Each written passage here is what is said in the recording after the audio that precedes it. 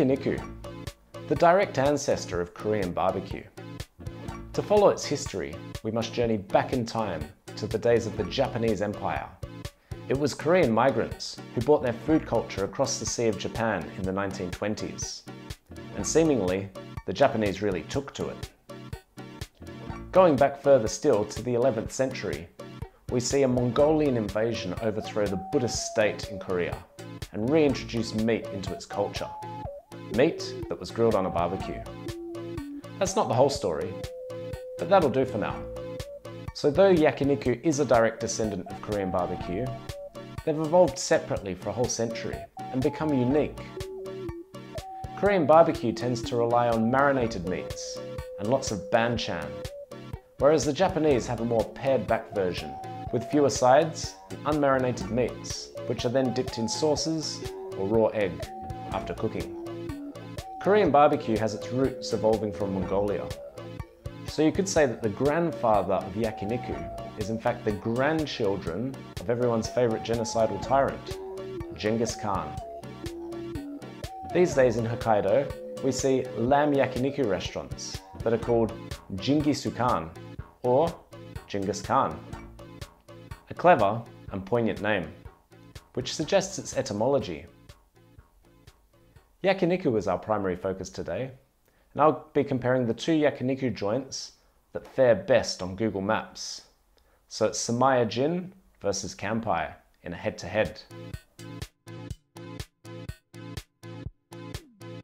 So Vic Park and Kampai, let's get to it.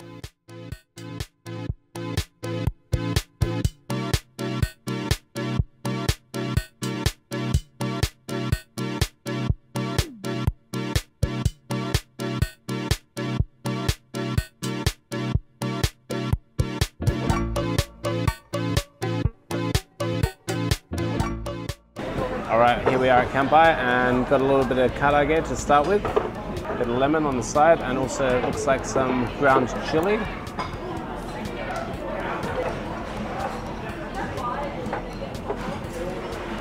Decent karage for sure. Really crispy on the outside. Nice and juicy on the inside, not overcooked. Alright, next up is this aburi nigiri. So there is rice under there, but that slice of Wagyu is just absolutely covering it. We have a few little fish eggs on top, a little bit of ginger on the side, and it's covered in a sauce. There you can see it. Let's have a go. The beef is really just melting your mouth. It's really soft. And the sauce over the top is a bit salty. Really nice. It reminds me of aburi nigiri that you can get at Faribo. They actually blowtorch it at your table. It's in the same kind of range. Probably I'd say Faribo's edging this one slightly. Alright, so quite a feast here. A whole bunch of different Wagyu. It looks really good. Lots of fat in there. You know, the marbling just going throughout. We're going to start, I think, with the Wagyu rib finger. This kind of meat with the high fat content. Of course, we all love a good medium rare steak, but this you need to cook for a little bit longer just to get the fat kind of rendered a little bit. Now this is M9 Wagyu, so it's good Australian Wagyu. If you see the A series, like for example A5, that is the Japanese Wagyu, so you can get Japanese Wagyu here, but it's very expensive. The M9 is the highest marbling of Wagyu in the Australian standard. Have a look at that.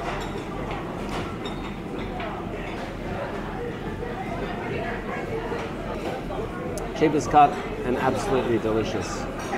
Now, as you can see, the Japanese are a very civilized people because they've stored all of the delicious meat on kale. It's not for eating. You just put it on a platter and you store raw meat on it. That's all you do with it. And at the end of the night, you throw it in the bin. So next up, we've got the Wagyu halami. Another chunky cut like this. I'm gonna chuck that straight on. Much like the finger of the last round, I feel like this will need to be cooked a little bit longer, just because of the cut of it. but I'm sure it's going to be delicious. It's expensive, but it's not good for you. It's full of fat, but it's amazing. It tastes amazing. All right, so next is the M9 Karubi. Look at that. This is what I would term the dessert meat. It's more fat than protein, surely. So we're at high risk of making a fire here because the fat from the Wagyu is just going to be dripping straight onto the charcoal. In you go.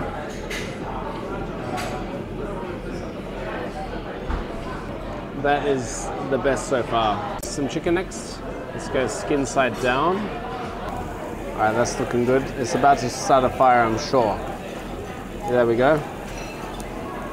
Might flip these now. We've got a bit of color in that.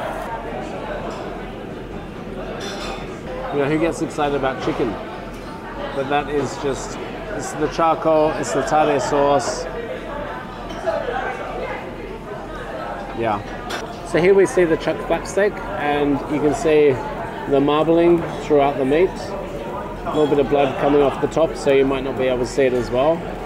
But the marbling is just really incredible.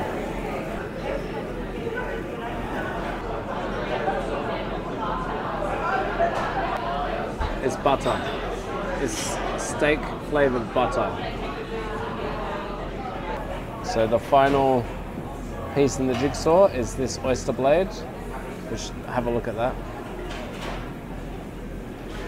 Just looks delicious. This will cook in no time. Look at that.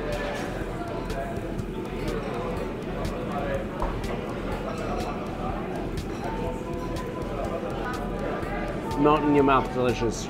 From go to woe, melt in your mouth, delicious. What a feast! An overindulgence, fit for a king. Or a genocidal tyrant. One that doesn't mind cooking for himself, of course. Up next is Samaya Gin on William Street. So here we are at Samaya Gin on William Street, and we're comparing this in the Yakiniku challenge to Kampai in Vic Park.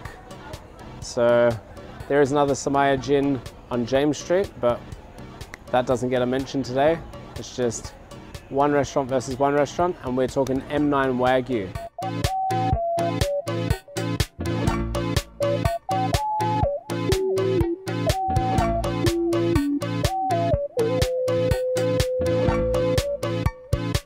The charcoal, as you can see, it's a bit more raised here, so it doesn't sink into the table, and the extraction is above, whereas at Kampai the extraction was below, so you couldn't see it, which is quite unique for me. I've not seen that before. It's really cool. Thank you. Lovely.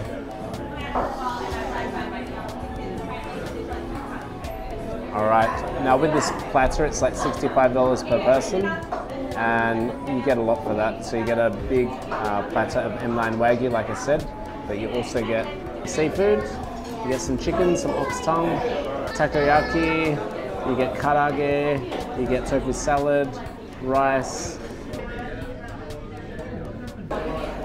So first we got some pork belly, a little bit of chicken, and this ox tongue. And you know how I feel about ox tongue, so we're just going to chuck that straight on. We do have some dips, so I'm going to try the tare dip. There's also a green dip that I'll try soon. Let's give that a go.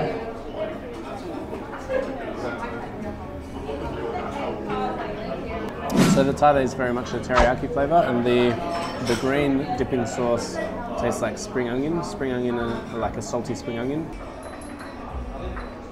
So I've got a small piece of karage here. Let's have a go. Nice juicy meat, not as crispy as I was hoping.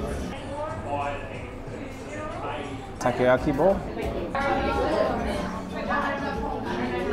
So it's like the deep fried takoyaki that you get, not the traditional stuff that's made the proper way. Okay, we got this Wagyu beef soup. Lots of onion in there. And I'm just gonna go straight in. Quite nice. I can't see kimchi, but it has a kind of kimchi vibe. Well, I thought we had everything, and the food just kept coming. We have a ridiculous amount of food, so I'm gonna just put this chicken on. Mainly I'm cooking the chicken now just to get this plate out of the way.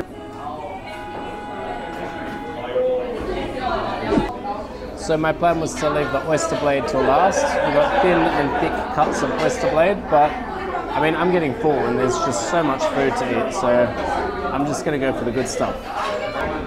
It's really thinly cut, so this will take no time to cook. And this time I'm gonna use this almost raw egg. It's not quite raw because it's illegal to have raw egg in Australia. In Japan it's very legal because of their standards of food preparation over there. Makes it perfectly safe. Over here, raw egg is apparently not so safe.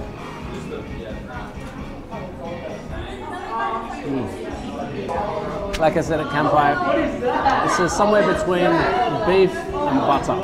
Okay, so next up is this Wagyu rib finger. And that is just about getting ready. I love that, look at that. The egg with tarde is just perfect for this Wagyu beef. So these two aren't getting much of a look in, because it doesn't overpower the flavor, it really just complements it. Okay, next up we have some beef skirt, and we also have some premium beef rib. So I'm going to put them both on. Probably the beef rib will cook quicker.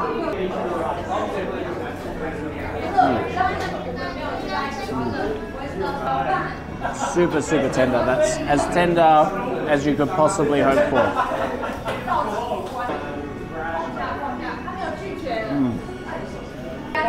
That beef skirt was probably, so far it's my pick of the bunch. That was a real piece of joy in my mouth. Next is the thick cut oyster blade.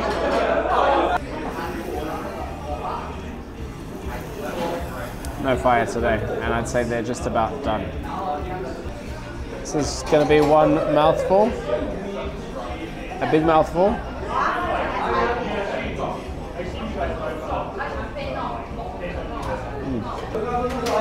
Perfect. So I'm absolutely stuffed, but I've got a job to do.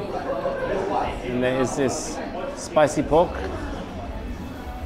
I'm done here. I don't even care. I don't even care if I burn it. I don't even want to eat it. I'm really full. We've also still got the sushi, which is just real overkill. So $65 a head. So what's $65 times 2? What's that, $130? It's actually really good value, considering you're getting so much really quality meat in the M9 and then so many sides.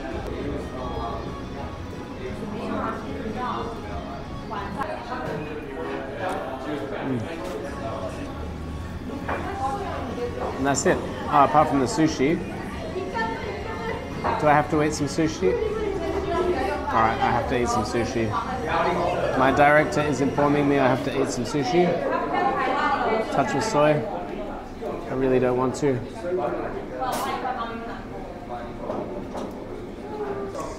Tastes good, crab stick, avocado, and some Kewpie mayonnaise, I believe. I feel like this is to ensure that nobody leaves here hungry after spending $65 on a meal. And I'm not leaving here hungry, I'm leaving here disgustingly full. Yeah, anyway, I should probably stop talking and just go home. That's what I should do. I should just go home, go to bed, and then digest. The two highest rated Yakiniku joints on Google Maps. Seems fair. Google doesn't always get it right, but this time I've got no complaints. Both restaurants are first class. Kampai is more stylish and sophisticated, whereas Samaya Gin is more intimate and welcoming.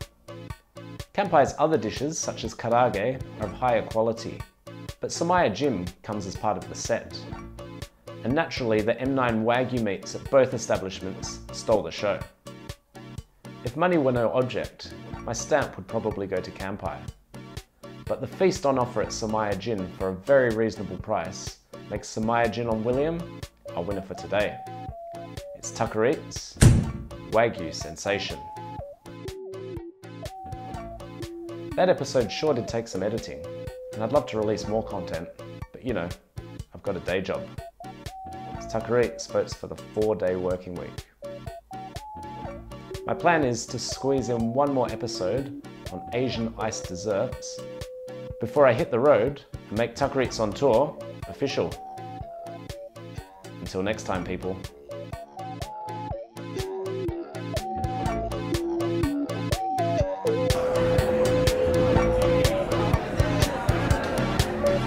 Beautiful.